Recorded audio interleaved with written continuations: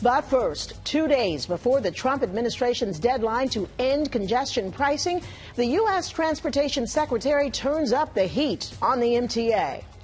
Good evening. At 6 o'clock, I'm Sandra Bookman. Bill and Liz have the night off. U.S. Transportation Secretary Sean Duffy is threatening to cut off federal funds for the MTA if it doesn't step up efforts to stop crime in the subways.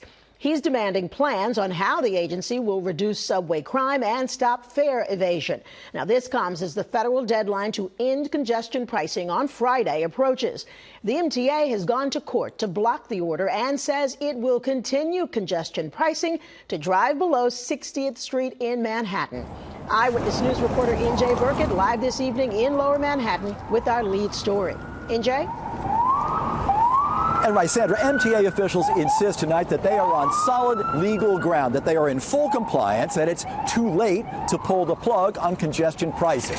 And they also point out it is not the federal government that controls the system.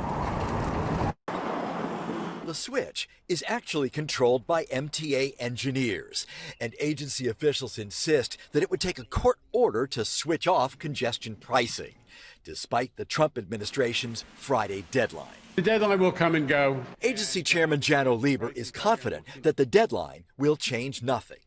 Things don't change until a court orders it, and that has not yet taken place, and we don't expect it will because we're on pretty strong legal footing. The latest Siena poll indicates that most city residents prefer congestion pricing. Statewide, 40% oppose it, and just 33% want to keep it.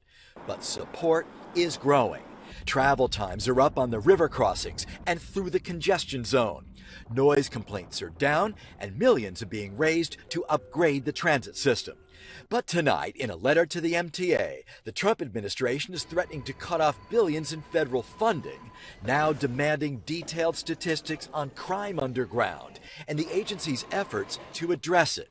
That despite the fact that hundreds of police officers are now patrolling underground, and the overall crime rate in the subway is now the lowest it's been since the pandemic, and lower than it was at any time before the pandemic. But President Trump is apparently unconvinced, blasting the MTA in a speech last week. Women can't ride the subway without worrying that a hoodlum will shove them onto the train tracks. And a new study indicates that fears about the impact of congestion pricing may be unfounded. Truck traffic through Staten Island and over the Verrazano has not increased. No increases either on the Cross Bronx Expressway off the GW Bridge. The study, commissioned by former traffic commissioner Sam Schwartz. We found virtually no change. Same number of trucks before and after, even a little less in the Bronx, a tiny bit more in Staten Island, but no real change that would indicate that truckers are changing their behavior. And the concern about that, of course, was increased truck traffic and increased pollution. Again, the federal government's deadline is Friday, as the MTA is saying. Absent a court order, none of this will change. Live tonight, Lower Manhattan, NJ Burkett, Channel 7, Eyewitness News.